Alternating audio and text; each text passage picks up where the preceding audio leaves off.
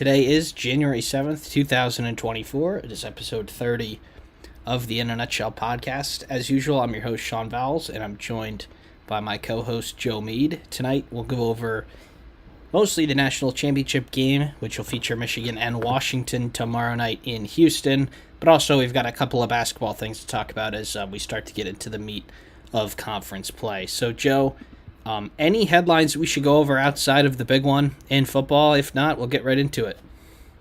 Yeah, I think we went over this a little, just general transfer portal news. I think it's pretty significant, the reaction getting out there by Ohio State fans, grabbing Kansas State's quarterback, Will Howard. I think a lot of people are overreacting to the extremes. I think, fans such as Michigan fans and Penn State fans are quick to demean Will Howard, his stats, particularly his 10 interceptions, and pretty much calling him the Spider-Man image with McCord. But I think that's pretty disingenuous, considering the talent that'll be around him at Ohio State and the talent that was around him at Kansas State. With that said, I do not think he for sure has the job. I think that's probably my favorite going into the spring and going into 2024. But it's safe to assume Devin Brown and Lincoln Kienholz and Aaron Nolan are probably going to give him a run for his money. How that depth chart looks in the spring is probably Will Howard and Devin Brown 1-2, and unknown whether Aaron Nolan is going to make his way into that top 2 or 3 as we get there. Other news, I think we didn't go over this too much in depth, but Julian Fleming officially did commit to Penn State. That was a rumor on our mill for a very long time, but Pennsylvania kid, former number 1 recruit in the entire 2020 recruiting class by most sites. A lot of Ohio State fans were pretty disappointed considering the hype that came in when he was a recruit, but I do think this helps Penn State out. They were very weak at wide receiver this year, and I'm not going to say he's going to be a Chris Godwin or a game breaker for them by any means, or even close to a Jahan Dotson, but perhaps it gives them some stability. Julian definitely knows the conference, and I think, to be very fair to him, he was never going to be the number 1 option at Ohio State. In his time there, he had to deal with Chris Olave, Garrett Wilson, Jackson Smith and Jigba, Marvin Harrison Jr., Emeka Egbuka, and I could go on and on. So definitely think that could be a very good career move for him. Other than that, Sean, I think most of the transfer portal additions can wait until our next episode, and certainly we're going to have more to come, especially after Michigan and Washington, the final 2 teams playing. We'll certainly have a good amount of players enter after Tuesday, most likely. So, yeah, Sean. The Alabama center is also headed to Ohio State, right? Is that official yet, or extremely likely? That is official. Likely he will play guard there, so I think he's a great blocker. All of his stats are great. Oh, yeah. Yeah. Yeah, I think that definitely helps them out. I think they were not weak at offensive line. They definitely had some weaknesses there, particularly at tackle. He will move to guard, so I think, any addition to the offensive line for them will be a good thing. I don't think he will be snapping many balls, not only for Ohio State's sake, but for Seth McLaughlin's stake in this as well. I think the man's been clowned enough. Even when you're a center and Stephen A. Smith is clowning you, that is pretty brutal. So definitely feel for him, but hopeful for him that Ohio State works out. And I think moving to guard in a very pass block friendly offense, because Ohio State will continue to throw the ball under Ryan Day. I think that could work out very well for him and the Buckeyes. So, Joe, I'll just preface the big game a little bit before we'll get into it. Try and get into both sides of the ball. We have plenty of time to. Obviously, Washington and Michigan, number 1 and number 2 seeds in the college football playoff. They both are 14-0. Michigan out of the Big Ten, 14-0, wins over Penn State, Ohio State, Iowa, and now Alabama. And Washington, 14-0 out of the Pac-12. The Pac-12 is a very good league this year. They did play one game against a Big Ten team, and that was on the road in East Lansing against Michigan State. They beat them 41-7. They did beat Oregon twice. They beat USC and Caleb Williams on the road. They beat Oregon State on the road, new Michigan State coach there. And then obviously they beat Texas last Monday. This game will be at 7:30 p.m. Eastern Time on ESPN, and Michigan are 5-point favorites right now. So, Joe, if there's one key thing you're looking out for here, that might decide the game, what's it going to be? The biggest thing isn't even time of possession. I just think whoever establishes their game first. And what do I mean by that? That sounds pretty obvious and it sounds pretty broad. I think every Michigan fan who watched the TCU game knows exactly what I'm referring to. You can't get more of a contrast stylistically between Washington and Michigan. Washington wants to score quickly, they want to throw the ball. Michigan wants to do the exact opposite of that. They love the 7, 8 minute drives where they run 10 to 12 plays, run right down your throat and keep your defense, I mean, keep your offense, especially if you have an elite passer like Michael Penix on the bench. So I think the start to this game, much like the Ohio State Michigan game, is going to be one of the biggest factors in the game. I think if you see Michigan fall down 10 to 14 points in the first quarter, I think Michigan will start to get very worried. Not going to say that the game's over from there, but definitely don't want to play into Washington's hands. And then conversely, if you're a Washington Husky fan or an anti-Michigan fan, which I'm assuming a lot of our Michigan State, Ohio State, and Penn State listeners are, I think I'd be very worried if Michigan gets up 7-0 or even 10-0, and then they have possession of the ball. And I think the most dangerous possession of the game for Washington would be if they're down 2 scores and they get to third down with all the exotic pressures, Jesse Minter, and exotic coverages that he could bring. And I'm sure he's saving 1 or 2 for this game in particular. Michael Penix is an elite. He's a gamer. He's been in huge games. He's as experienced a QB as you'll find. But I still think Jesse Minter's going to try to throw as much at him as possible. So that's the biggest key, Sean. It's just going to be right from the get-go. Don't get knocked out immediately. So you mentioned Penix. He is a little bit of an older quarterback, which is probably why he won't be drafted as high as some of these other ones, but he is, as good of a college quarterback as it gets. The lefty timing has always been good with him. And Michigan fans will remember him for some bad reasons. He did play in the Big Ten for Indiana for a couple seasons, and those were the years that he was pretty good. So he had some, shoulder surgery where he needed sort of a baseball-type injury there, and then he did both of his ACLs or one of his ACLs twice. So he's been through it, but this year's been great for him. He's got over 4,000 passing yards, 35 passing touchdowns, and then a couple of touchdowns on the ground, too. Washington has only been kept under 20 points once and only under 30 combined 3 times. So they probably haven't seen a defense as good as Michigan yet, but if they make any mistakes, they're going to be found out. But, Joe, I think the side of the ball that will determine the game will be when Michigan is on offense. Michigan can score a lot of points too, but they like to wear the defense down and make them really tired. And I think, you said time of possession might not matter, but I think it will. If Michigan could have 2/3 of the ball, but end up with around the same score, that will eventually be the difference. So if Michigan can, like you said, falling behind will be tough, but Washington has gotten to 30 against almost every good team they've played. So you might have to do some things that you haven't had to do yet to come up on top in this one. Yeah, Sean, you mentioned that Washington has rarely failed to get to 30. I think the last time they did was against Arizona State way back in October. And I think that was Michael Penix's worst game, no TDs and 2 picks. With that said, Sean, Michigan's defense has never given up 30 points either. So one of those 2 things is going to have to give.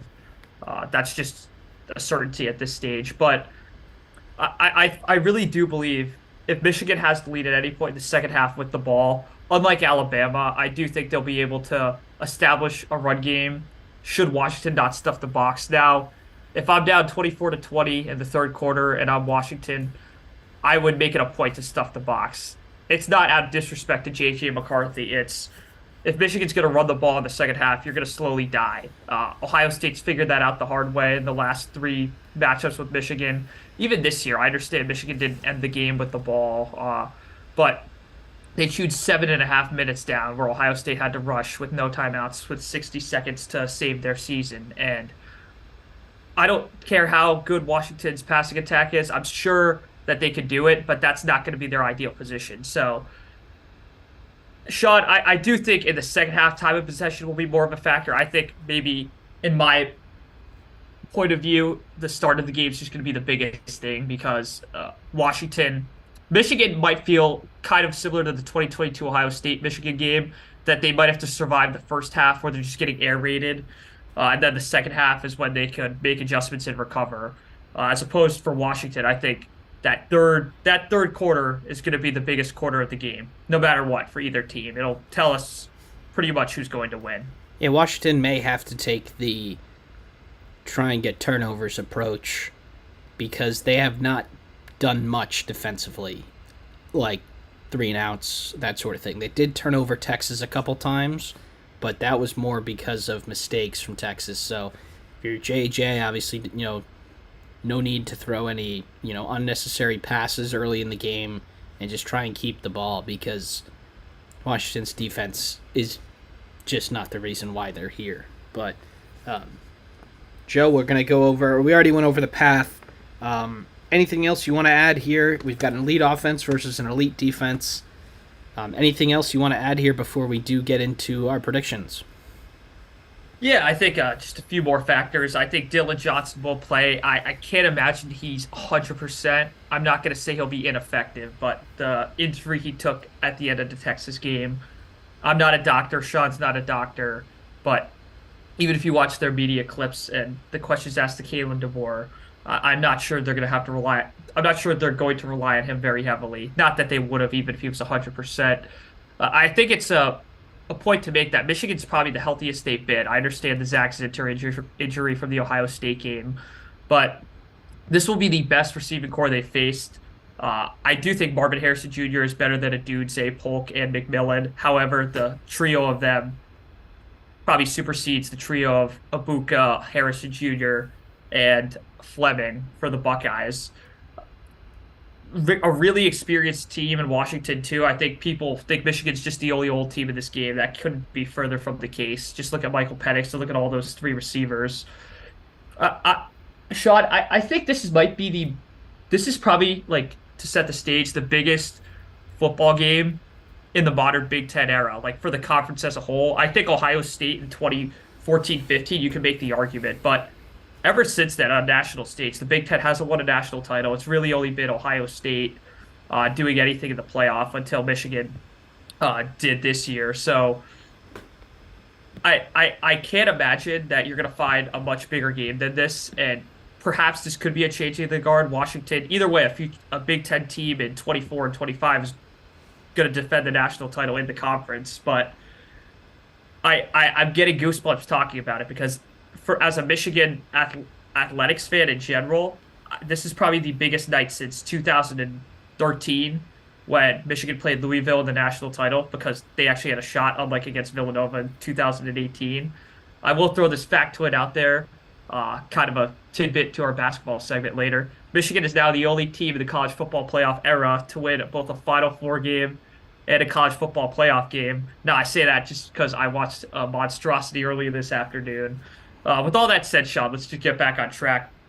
I do think this has the potential to be a very entertaining title game, but I want to make it clear that not a blowout, but this not going down to the wire is very possible should one team establish their style of play and maintain it through the third quarter. Yeah, Michigan had their way early on against Alabama, and then Saban made his adjustments, and they worked for a couple possessions there, but ultimately JJ was able to get it out to his, in the quick game to his receivers. I think that if Washington does take away the run, or as much as they can, you got to find that quick game just a little bit faster, because for Alabama did win that third quarter 10-0, but they had a couple possessions there where Washington, if you give them 4 possessions with Michigan doesn't score 4 possessions in a row, I mean, you could be spotting them 14 points there. So I do think it's, JJ will be more comfortable, obviously, 28 days before the previous game, and you're scouting, and there's only so much scouting and watching film you can do. But now you just get a regular week to get ready for Washington. The nerve should be out of there, which will help Michigan special teams a little bit, and ready to roll the ball out there and see what happens. But Joe, score prediction, I'm going to go for a 36-27 win for Michigan. What do you got? Yeah, I have something similar, and I'll just give you a breakdown of how this will happen. I think Michigan will win 38-26. Now, I think like Sean, and I'll let him comment on this after I'm done. I think this game's going to be close, and the final score of mine isn't indicative. I think this game will be a matter of Michigan taking a lead early, Washington inevitably responding, but Michigan holding them at arm's length. I think late in the game it'll be 31-26, and Michigan will go an iconic 8 to 9 minutes left in the game. They'll run down the clock, score a TD, and seal the victory. But I do think that this really has the potential for another game, probably the third straight big game for Michigan, where it could come down to Michael Penix on the field facing that defense with the national championship on the line. Wouldn't shock me in the slightest, but I am going to lead Michigan simply because the offensive line, I think, will take over and tire out their defense. I'm not going to claim that Michigan's D line is going to get pressure on the Joe Moore a winning offensive line until the second half. I think eventually they're not going to wear them down, but they're going to do so much creative pressures and creative coverages that one thing or the other is going to have to give. So going with Michigan, JG does just enough. I think he runs at least 5 or 6 times. I think he runs a lot more than he did against Alabama. And I do think Donovan Edwards will have one huge play in this game. Yeah, the Ewers, for the most part, did not have a lot of issues with Washington's defense in the semifinal.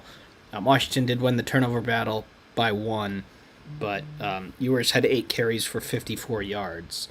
And you would think that McCarthy is at least as good of a runner as him. So, if you're taking Corum out of the play and you're getting up and giving the wide receivers some room and they're not getting open, to cover all three of those is very difficult for a defense that doesn't really have an identity yet. But Joe, I think that's all we can say about the football game, and our next episode will be recapping the whole thing. So, as you said before, the defending champion will be a Big Ten team next year. That's great news for the conference, regardless of whether the Pac-12 can claim this year's or not. But let's move it over to basketball. Yeah, and Sean, real quick, not to cut you off, but we will address the Harbaugh to the NFL rumors I mean, for all we know, that it could already happen before we shoot next. So we will address that, though, at a certain point. As of right now, from Michigan circles, it's really been nothing. Black Monday is tomorrow. We're on NFL Cast, but uh, we do have channels on the same greater network that cover all that. But as of now, Black Monday hasn't happened. And I'll just say, if you're at work or you're bored at home, tomorrow on SportsCenter could be like a day that's recorded, because throughout the day they might fire coaches, and then you'll have the national title game, and then one thing could be reported or another about Harbaugh. Could be a whole saga, which we shouldn't even cover on this cast. So I'm just going to float the idea out there. But Sean, the only thing we know for sure, Joe, is that some NFL teams are going to call, Mm-hmm. and I'm pretty sure that's been the case a bunch of seasons now for Harbaugh. He's probably rejected 3 or 4 calls, or maybe has had the call, and we're not sure how far it went. But there's interest there, and we can assure you that there'll be some interest again. But who he's coaching for next August, September, we don't know that quite sure yet. But Joe, we'll start with the biggest game in basketball in the Big Ten, and that was Friday night at Mackey Arena. And that was the number 9 Illinois Fighting Illini going up against number 1 Purdue. Purdue ends up winning 83-78. Now, that score is not very indicative of how the game went. Purdue was in control for most of this. But for the first time all season, Zach Edey was in foul trouble. He only ends up with 10 points. But Trey Coffin-Wren scores 23, and the Boilermakers get the job done.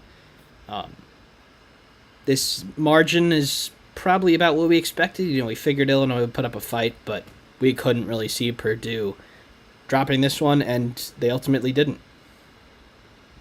Yeah, I think with Illinois, clearly all the off-court distractions, which we went over on the last episode, that could have derailed them. I do think they played a respectable game. Now, Edey getting out trouble clearly may have inhibited Purdue for most of this game. Certainly it did. Not even going to put a probable on that. What I would say is it probably affirms, Sean, that Purdue's going to run away with the conference. I say that because Illinois was probably the only team, and perhaps Michigan State, they do play a little after we're recording this. Uh, that's the only team with a slight potential to challenge the Boilermakers, but with two conference losses that they took right out of the gate, I'm not too sure that's going to happen. That's really the biggest big picture message I took out of this game. It's Purdue's probably here to stay, uh, likely going to be the one seed again, and we probably do that most of the season, but this was the only game that could have put that in doubt, and Purdue shut that narrative down pretty quickly. And they again proved they could win multiple different ways for multiple different players, especially when they're forced to, when Edie's in foul trouble. Certainly don't think that's going to be their formula the rest of the season. I think if Edie is in foul trouble in a lot of games, I don't think that'll happen, but if it does, that would be a disturbing pattern. But this was probably the first or second time all year that's even been a factor. Yeah, they're not going to lose at home. I mean, I would be shocked at this point if they do, and they did only lose once at home last year, and that was a Jalen Hood-Schifino 30-point performance. So I think they might lose one or two on the road, like they did at Northwestern, but every player who played, other than Zach Edey and Caleb First, who played 9 minutes, hit a three. They played 9 players. 7 players hit a three. That is big time for Purdue, because ultimately that is why they got bounced by FDU in the first round last year. But they certainly seem to have put that behind them. Obviously, when the ball's tipped in the round of 64 and they're playing another 16 seed from a conference that is one of the worst, and they'll be nervous again. But until then, they're going to mow down 90% of the teams they play. Next topic we've got here, Joe, is going to be the Wisconsin Badgers. They have only played once since we last recorded, if I'm not mistaken. After beating Iowa at home, they take care of Nebraska, 88-72. They shoot 55% from the field, make 13 threes. They get Esigian double digits off the bench, Blackwell double digits off the bench, and AJ Storr is continuing to score a lot of points for them. So they've always been good defensively, and it seems like they're putting the ball in the basket now, which is a good sign for the Badgers. Yeah, Sean, I think another. I guess I just noticed the big picture guy because that's why all the certain questions are posed to me in that sense. But this affirms that Wisconsin is. We knew this most of the year, but they're not the team they were last year. This is a game last year's team probably would have sleptwalked through. Not that they would have lost, but they just looked good. They didn't let Nebraska even get close to getting back into the game, and to have that production off the bench from Esigian and Blackwell, if you're a Wisconsin fan, I would be pretty excited about this team. Top four is completely realistic. Am I going to say they're going to win all these games and upset teams all that easily? Probably at home you will, but on the road that might be the only thing I would look out for. But other than that, I think Greg Gard, he took a lot of heat this offseason and so far into January. He could be my early candidate for Coach of the Year shot, to be quite honest with you.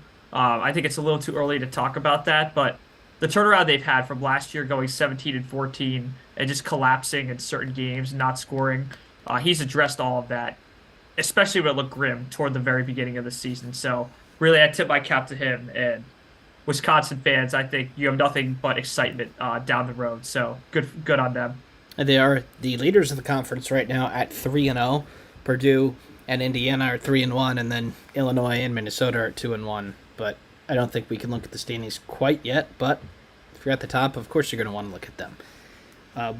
The next topic, Joe, is going to be my Indiana Hoosiers. They get the job done against Ohio State after kind of getting embarrassed by Keisei Tominaga and Nebraska. They seem to continue to just barely get by.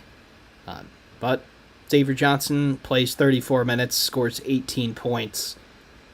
He was a big difference in this one, and probably ultimately the reason why they did pick up the W. Has your opinion changed on Indiana since the last time we talked, or are they still kind of right in the middle, maybe upper middle of the pack to you? Yeah, I would still say, and I don't mean this middling as an insult, but they just haven't separated themselves. They've separated themselves from the bottom, I'll tell you that much. They're not Michigan, Nebraska. I know Nebraska beat them, but they're not a Michigan, Minnesota, Penn State-esque team. I think last night's win was really big. I think Ohio State's. I'm gonna. I don't know if it's their best win. I think it's probably their top two win they've had all year. Wouldn't you agree, Sean? Yeah, it's definitely number one right now. Definitely number Because one. Ohio State is the only team that they've beaten that is projected to be in the tournament field right now, other than a couple of the bye games. The teams are projected to win their conference, but this is the first team that's definitely a tournament team that they've beaten, and it ultimately helped the numbers a little bit. I think they went up 10 spots in Ken Palm and stuff like that. But yeah, go ahead. Yeah, I think surviving runs too was a big part of this game. And I'm reading the stat line for Ohio State. Jamison Battle certainly had a great game, but everyone else was pretty much held in check. Thornton, Gale, 9 and 9, holding both to single digits. I don't think you can get much better than that if you're Mike Woodson, and the defensive game planning that went into that was masterful. I do think if you're an Ohio State fan, there's not too much to worry about here. I think you just played in one of the cathedrals of college basketball. And frankly, Sean, if they play that game 10 times, Ohio State might have won 4 or 5 of them. I don't think they played all that bad defensively. I think Malik Renew having 23 points wouldn't have happened all in the 9 other games that they would have played. So, um, my takeaway from this game is Indiana, you know, probably still a bubble team, but leading more on the right side as of right now. They passed their first test in January. Certainly, they're gonna have a lot more. And for Ohio State, you started the season so well, 12-3. I understand the 2-2 in the conference is disappointing, considering you probably could have won both the road games at Indiana and Penn State. But um, like Greg Gard, Chris Holtman's turned that team around pretty effectively. I do think their upcoming stretch is manageable. I think Wisconsin at home, Michigan on the road, and Penn State and at Nebraska. I think those are 4 games.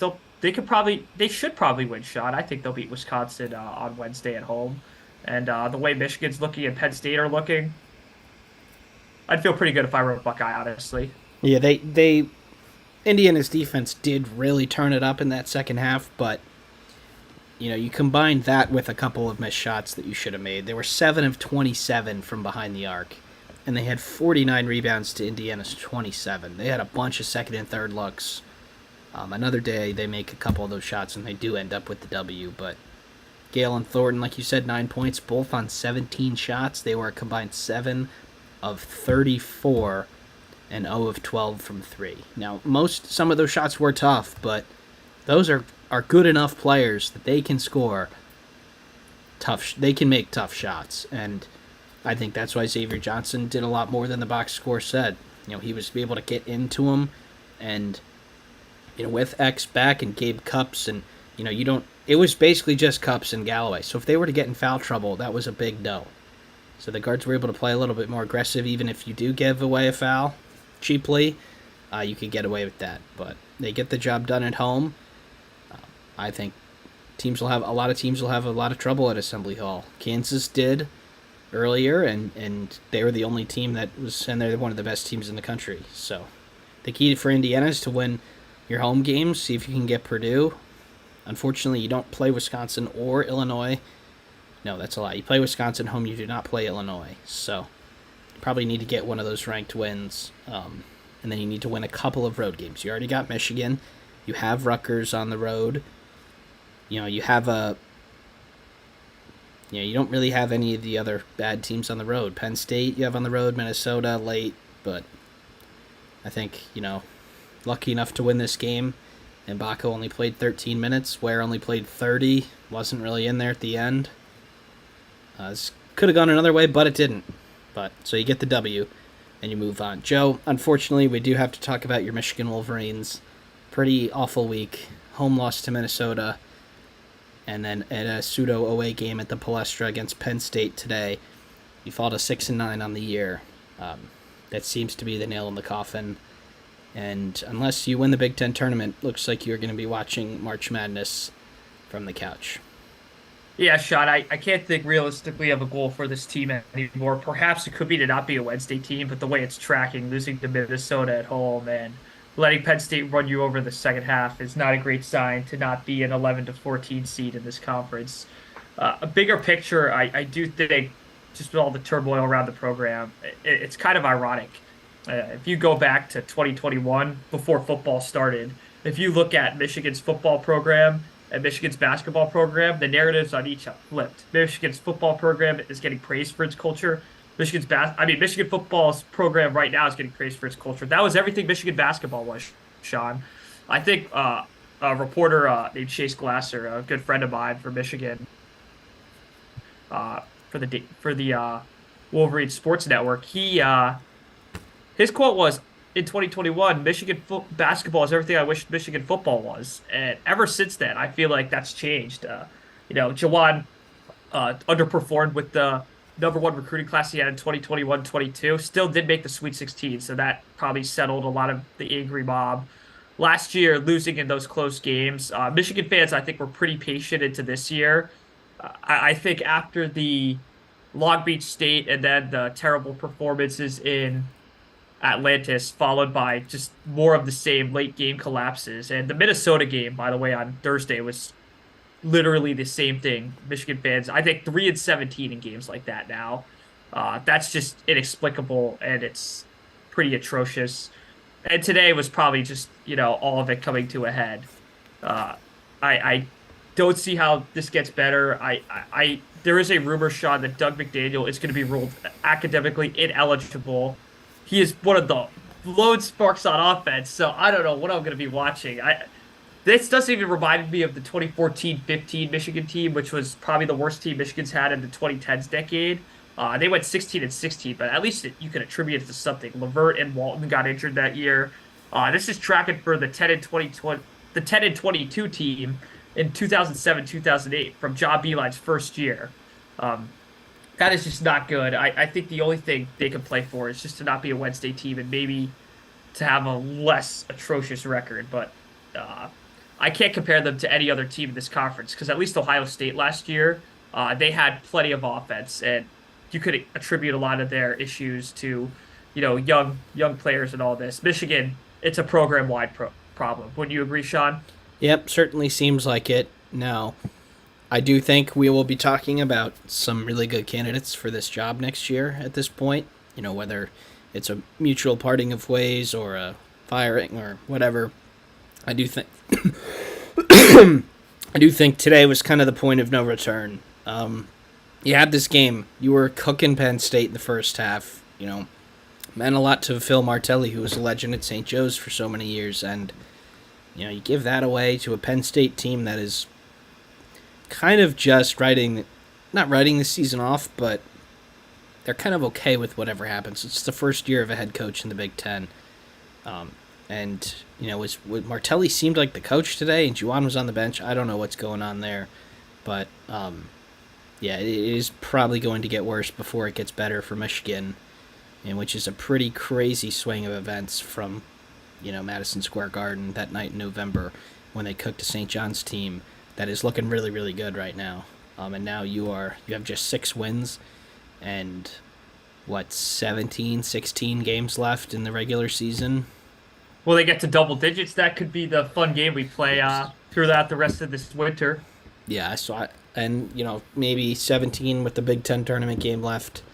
I think you are excited for tomorrow for Michigan football, and then excited for April when you can be excited about your new basketball coach. But yeah, if you're a Michigan fan, I recommend watching the ice hockey team. The gymnastics teams are really, really good. That's not even said ironically. They are amazing. The women's team won the national title a few years ago, and the men usually finish in second. So if you want joy this winter, watch those teams, because this one is just going to provide you anger and disappointment, which is what I'm feeling right now.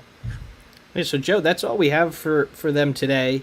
Let everyone get back to their NFL Sundays. Tomorrow is the national championship game, and then we'll be back with you sometime this week to discuss Michigan State, Northwestern tonight, and then the week of college hoops games. There's 2 games on each of Tuesday, Wednesday, and Thursday.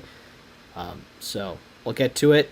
Conference season, it doesn't really relent. A Minnesota or a Penn State or a Michigan, even now, he's capable of pulling off a win that nobody would expect. So we'll be there to discuss it when it happens.